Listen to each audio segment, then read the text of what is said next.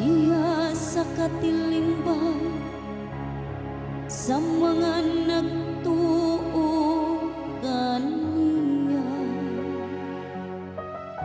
Papalipaya ang Israel diha sa iyang mabubuhay. Pasadiya ang mga anak sa Sion diha sa ilang hari. Ang Ginoo nalipay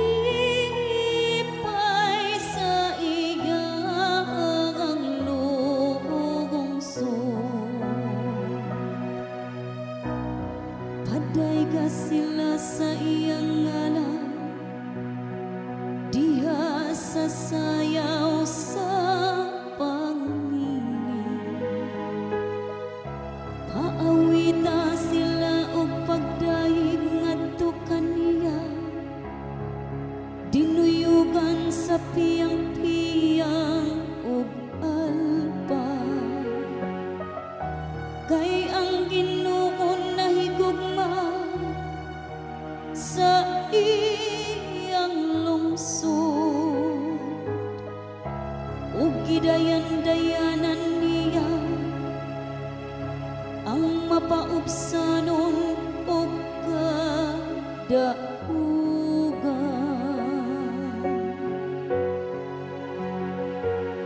Ang Ginoo nalipay sa iyang lungsod. Pasadiya ang nagtuo kaniya diha sa himaya.